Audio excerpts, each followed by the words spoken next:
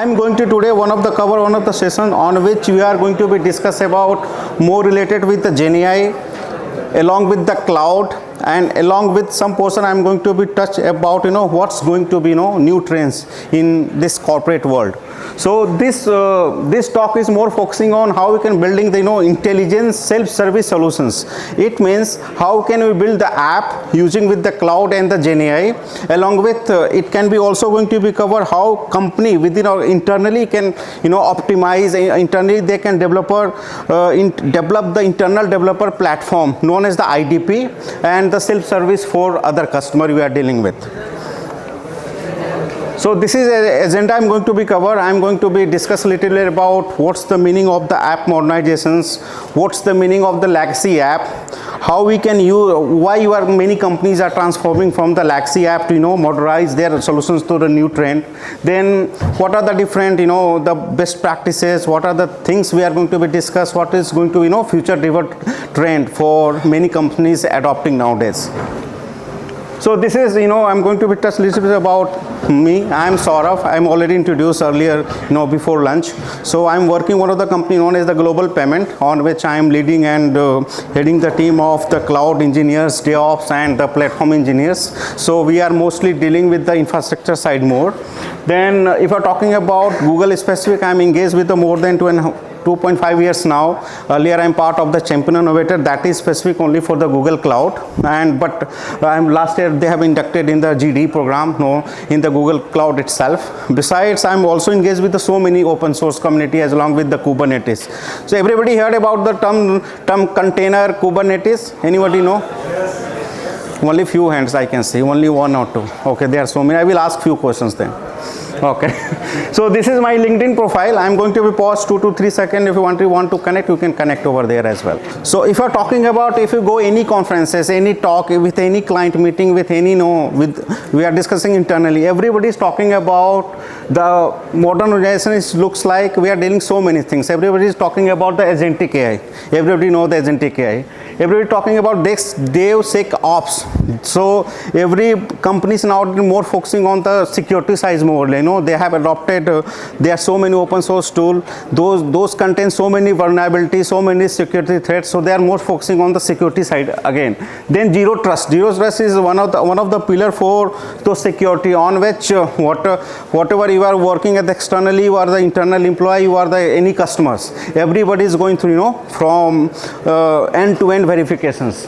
Then we have GRC. GRC is something like government risk and the compliance. So many companies nowadays also tie up with the government. So these are the policy implemented by government itself, and they are imposing over the whatever the tools you are going to be built that is more compliant with the GRC. Then another one is the SIEM or SOAR. SIEM and SOAR is more related with the cyber security stuff.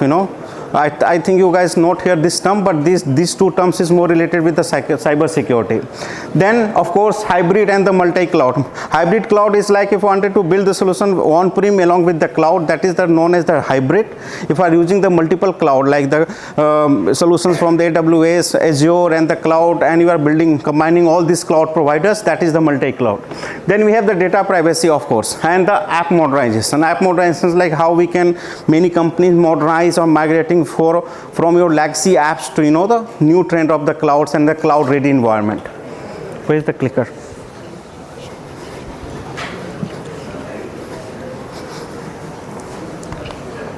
Yeah, so let's focus on how is the technology involved last 20 years. So pre-2000, everybody is talking about the data center. Data center means physical server on which you have required the dedicated area on which you are putting the rack. On the rack you are putting the many blade servers over there.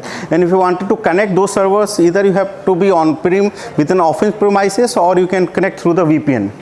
In 2000, there is the one company known as the VMware. They have introduced the concept of the OS virtualizations. It means hypervisor. Hypervisor. It means on top of the physical server, you are building one of the abstraction layer known as the hypervisor, on which we can build so many virtual machine on basis of the single physical server. So we can better utilize your system resources. Then in 2006, there is the one service known as the S3. S3, you guys heard? S3. What is that? उससे कौन सा नया word मिला? That is known as the cloud computing. Okay, so that is the first service is launched by the Amazon. So what's the beauty and what's the difference of the cloud computing? Why it's very popularized at that time? What's the benefit of the cloud computing?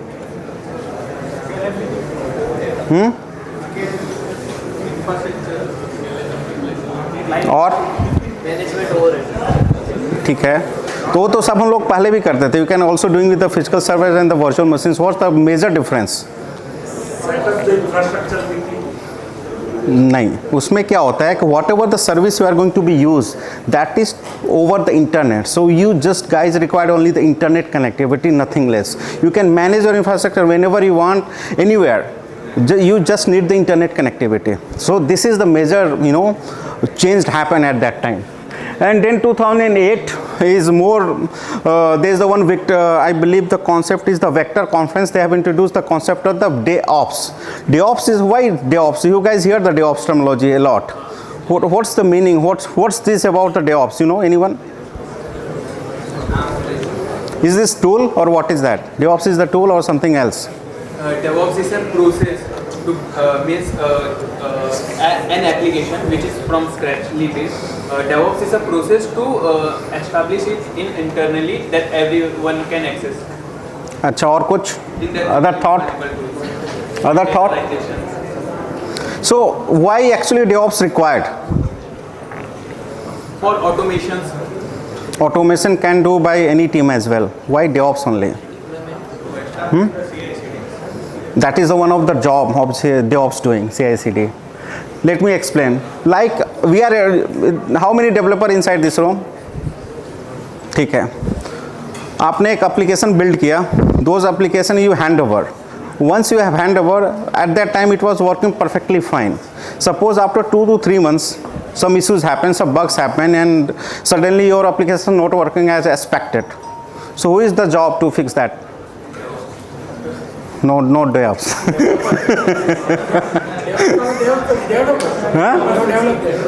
Developer. But you are very honest. But you are also not going to play that case in midnight. So there is another team known as the operational team.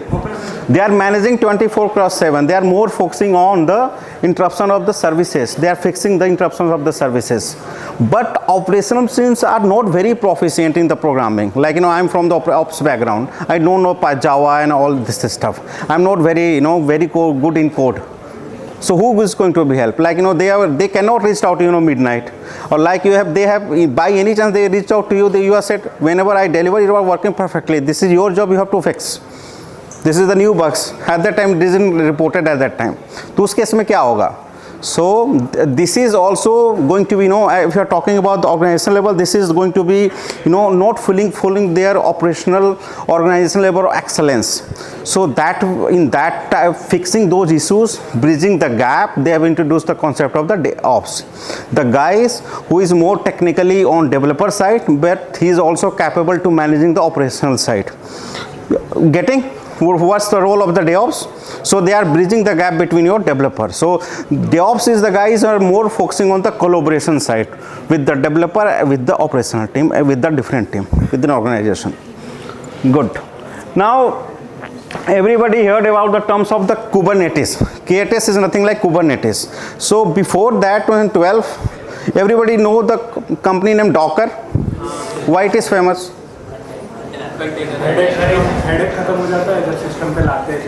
Container इतना क्यों powerful है? मतलब क्या है container? उसका जो size रहता है वो पूरा इन्वायरमेंट बिल्ड नहीं करता. वो जो साइज रहता है वर्चुअल मशीन के कंपैरिजन में जो उसका इन्वायरमेंट बिल्डअप है किसी पर्टिकुलर एप्लीकेशन के लिए बहुत मिनिमम होता है. और इन जनरल ऑफ कि कौन सा operating system. Volunteer, sorry interrupt. Volunteer एक माइक आप पीछे भी रख दोगे क्या? किसी को कुछ बोलना रहेगा तो ठीक है. So why the container is famous? Everybody know the physical server. Then we have to better play. You have introduced the VMs, virtual machines. Then it's come with the container. Container like take. I have one of the slides. No, this is not the slide. It can be later. Like, why container is very light. Very light very light. Like they required only very minimal system resources like CPU and memory. They are platform independent. It means कि the container which is running on the Windows environment, it should be running on your Mac OS, it should be running on Linux environment. Platform independent, and they are running as the process, not as actual virtual machines. So जैसे आप Windows में आप task manager open करते हो, you can see there are so many processes running over there. So they are running as the processes. So it can be scaled at any amount you want, whenever required. I will going to be complete in detail in the subsequent slide. No worries. So take the example like. We are a 300 guys over there, so preparing the lunch box for a 15 guys very easy. If it is around the 500, or like how we can lunch box is distributed with each of them, it's very difficult to manage. So require some sort of the software or tool to orchestrate and manage all this container or the lunch box, you can say. So that's why Kubernetes is going to be introduced. So that is basically the managing orchestrate whatever the containers running within your environment. So container count is not very, like it can be your 1000, minimum 1000 or 2000. So Kubernetes is beautifully managing those containers through the deployment files or the stateful manifest files over there. So that is platform engineering, and the ChatGPT is not very much relevant, so we can ignore for this slide. Yeah.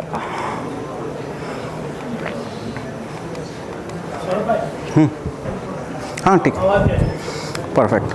It's much better now.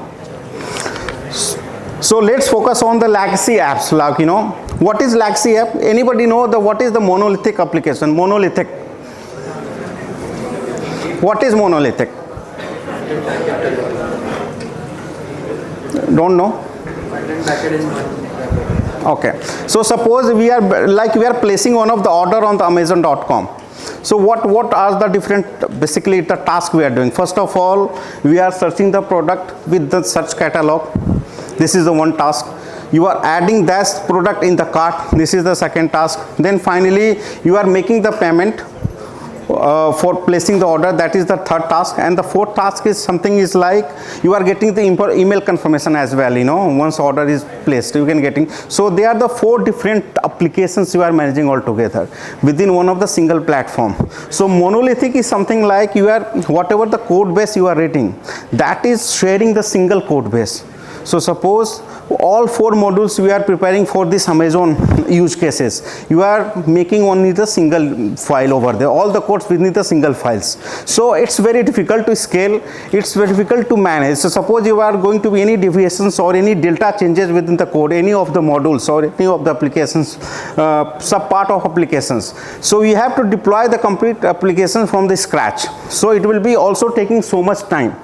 So that's why many companies, like they are very insufficient in terms of the performance, in terms of delivering the product or with the new features. So then after there is the one, everybody hear the term microservices, right? So a lot of companies migrating from the monolithic to microservices. So microservices का क्या use है? In the back end they are using the container, which is very easy to use, very easy to scale, and very easy to navigate over the platform, different platform. So what's the beautiful part of the microservices? They have decouple each component of the applications modules. It means कि आप जो order place कर रहे हो उसका जो application code और modules है, जो आपका email confirmation product के बाद है या फिर payment का है, we can manage this module differently and independently to each other. So whatever the changes you are doing in their code with the new feature, if it anything, it can be anything, it can be just only affected that particular module or sub modules. They are not going to be differentiate on the remaining third modules over there as well. So have you guys correlated what's the monolithic and the microservices? Very easily, good. So this is the just a definitions, like what is the app modernization. So first definition is like migrating from the monolithic to microservices architecture. And another way you can say process of refactoring organization legacy apps to cloud native approach. So legacy apps is क्या हो सकते हैं? It can be or the applications we are running on the data center side more. Okay, they are not using the cloud services. So many companies in the process of refactoring their applications, whatever they're running, from cloud native ready. Cloud native, like building the application on the any cloud on which you can use the or you can leverage the cloud services. जो भी cloud के different services हैं.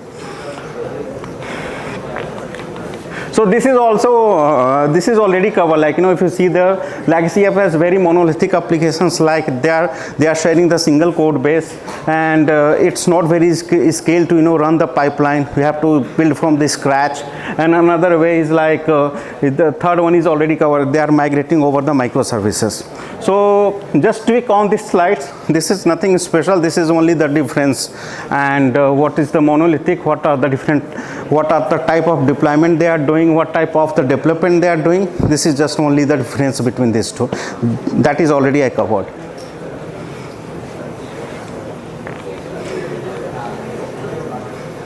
This one is already explained, like analogy with the Amazon.com platform e-commerces. If you see there, they're using the 5 different type of services on which they have the different 5 modules on which they are they have the different code base altogether. Anybody know the term API? What is API? The guys who answer get the swag. What is API? Huh? Please. Communication with the application. APGs. Communication with the application. Normal Okay. quality application. By giving input, application process. Okay, so API का micro service में क्या use है?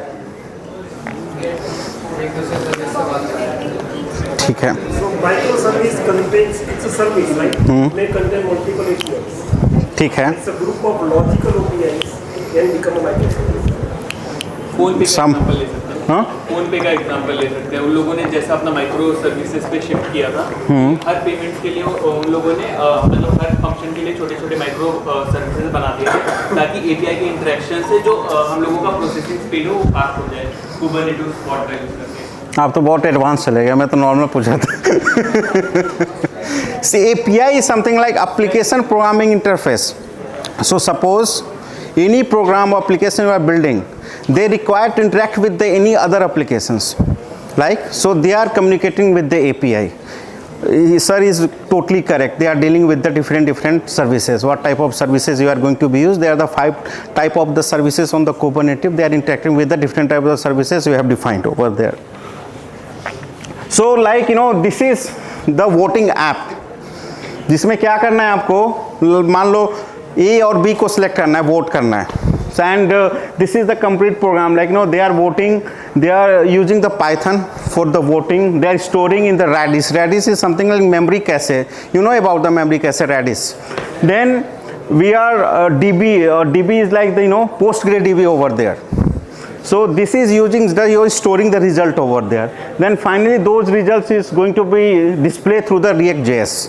So इसको build करने में आप लोगों को कितना टाइम लगेगा? कितना? क्या?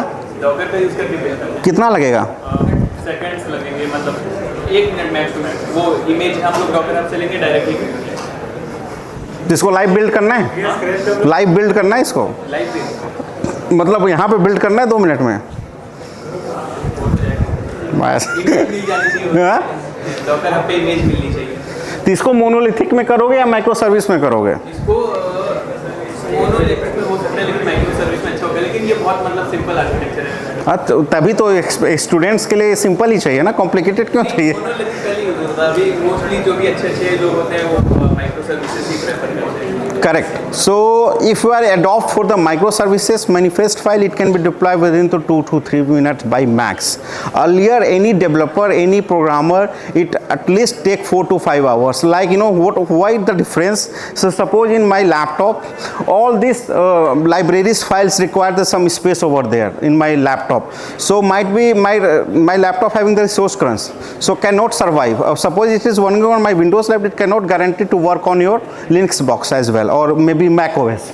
So you can adopt the microservice approach. This can be deployed with the Kubernetes manifest file within 2 minutes, which can be run on any platform.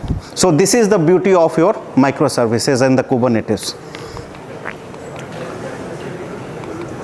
I'm not going to be covered this one, right, guys? Like, you know, it's going to be very long sessions. Then Bhavesh is going to be, you know, shoot at me. So, so this is just like a pillar of the any companies adopted for the modernization. First of all, there should be the cloud native. Cloud native, pata hai na cloud native. What's the meaning of the cloud native? What's the meaning of the cloud native? Native means what? General term. अरे लोग पूछते हैं ना, where you belong, where is the native huh? So whatever you are building anything on your for your company, that is the cloud network. It means whatever you are building, you have to think and consider about the cloud only. So it can be scale, it can be elastic, it can be anything, but first of all you have to make the base on the cloud itself. Then DevOps is already covered. Everybody know the automations. Automation is something like you are automating the stuff. We are very repetitive in tasks. Like, you know, suppose take example, you have to install one package on 1,000 of virtual machines. So it can be easily achieved through the automation. It can be your Python, it can be your Terraform code, whatever you want. Like I want to provision 1,000 of virtual machines. You can use the Terraform. Everybody heard the Terraform, right? Terraform is very famous for automation as a code. Then well-defined process. This will be not very good. This term is not fascinate you. Like you are in the college, but you join any company, then you can understand. Whatever you work, you do. Don't work, but you have to follow the process over there. So these are the different type of, you know, strategy on which you can migrate over the from on-prem to the cloud. First one is known as the rehosting. It means lift and shift. So whatever the traffic, whatever the applications you are running on the data center on the on-prem, you have to just cut the traffic and move on the cloud itself. There is nothing change required in terms of your code behavior or applications behavior. Then another one is the re-platforming. It means you are, suppose some application run on the Java, but you wanted to make the application on the Python side. Maybe take the example on the React.js, Node.js. You can change it, but that is required only the little of the modification, nothing major difference over there. Then refactoring, that is very important. What is the meaning of refactoring? Everybody hears the terminology refactoring. What is that? Refactor का मतलब क्या हुआ? वो तो ठीक है, optimise अच्छी बात है, लेकिन रिफैक्टर मतलब हुआ क्या?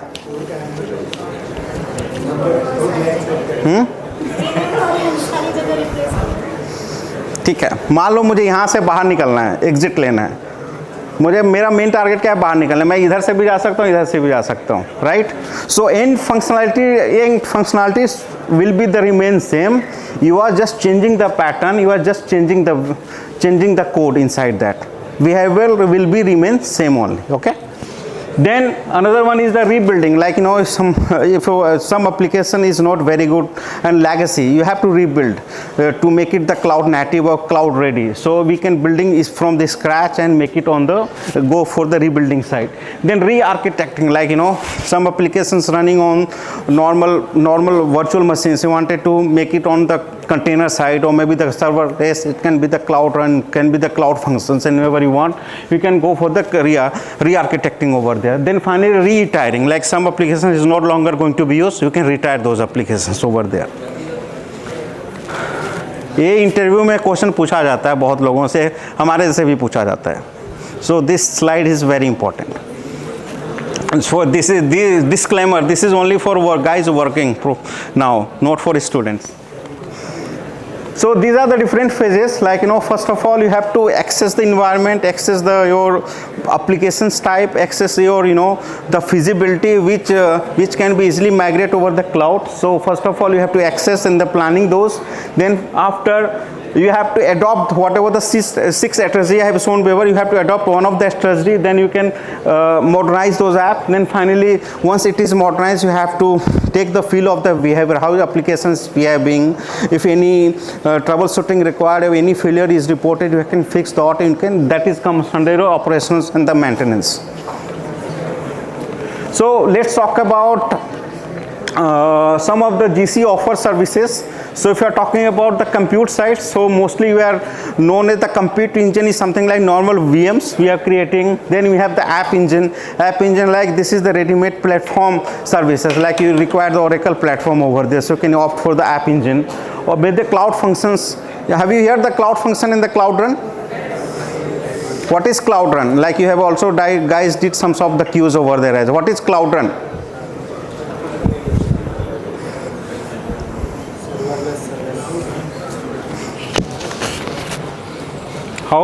This is one of the platform. This is the serverless platform on which you can manage your containerizations workload over there. So for the data, we have the Cloud SQL is like RTMS. Then you have Spanner, that is more advanced your Cloud SQL. If you are dealing the data with globally and with the low latency, you can opt for the Cloud Spanner. Then we have the BigQuery and the Firestore. For DevOps, it's very important. What is CI/CD? Full form तो अच्छी बात है, जानना चाहिए, लेकिन what is CI/CD? कितना time बचा है? How much time left? Okay, what is CI/CD? Play store पे जब अपडेट आता है तो हम लोगों को अपडेट नहीं करना पड़ता है, एप्लीकेशन को ऑटोमेटिकली अपडेट हो जाता है। तो जब कोई डेवलपर कोड को पुश कर देता है तो ऑटोमेटिकली जो कोड हो जाता है चेंज हो जाता है रन टाइम में। मतलब जो मल्टीपल स्पॉट रहते हैं, एक स्पॉट चेंज होता रहता है, दूसरे स्पॉट पे नहीं हो जाता है और रन होता रहता है। So CI/CD is something like CI, good, you are totally correct, but you are explaining, you are not going on the actual fact. So CI is something like continuous integrating. Suppose any programmer, any DevOps, any members, you want to check out the code on the GitHub or with the GitLab, whatever the version control you are using, it will be going to be, populate your pipeline. Pipeline can be your Jenkins, right? Jenkins, here the term Jenkins. So they have automate and build, they have started the pipeline. So in the first phase, they are going to be build process on which whatever the code you have changed, making the build and building, then after building the artifacts. So that is known as the CI. What is CD? It's continuous. Yeah, continuous deployment and continuous delivery. They are the two terminologies come over there. So continuous deployment is something like it is totally automated process. So once your image is going to build and populated or the artifacts, it's going to be built on the target system over there. And continuous delivery is something like there is the one peer review required. Maybe that is not fully automated. One of the sort of the manual approval required from any peers. Then we have the API management is something like everybody discuss about the APG and all this. There are many companies as well nowadays. They are coming with the API gateway. So like Kong, we have API gateway. In Google itself, they have the APG over there. I'm not going to be covered. Guys, I believe this is already covered before lunch. Predictive, generative and multimodalities. I'm not going to cover in the detail, like I have only 5 minutes now. So I'm just going to be skip this one. Sorry guys.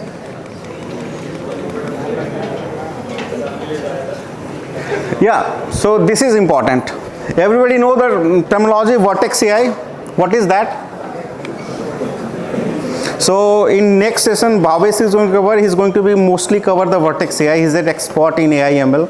Am I correct? You are going to be covered. So Vertex AI is something like this is one of the tool provided by the Google itself on which you can build, train your different type of the models we have. It can be your Google inbuilt model. It can be your third-party model. It can be your customized model. Whatever models you want to be go there.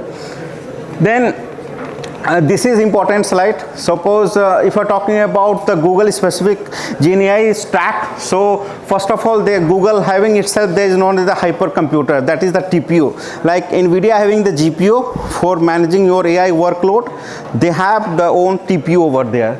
On top of that, they have building with the, you can select with the different Gemini models. It can be latest version, I think 2.5 is something over there. So this is the old slide, that's why it's mentioned over there. On top of that, we can use the Vertex AI. In the Vertex AI itself, we have the different category, like we have Vertex AI agent builder, then we have the model builder and the model garden, different type of the model gardens we have. Then finally, you can, one second. You can build different types of solutions. It can be your Gemini for cloud, Gemini for workspace. It can be your agentic AI. It can be your multi-agent AI. Everybody know about the agentic AI. What is the agentic AIs?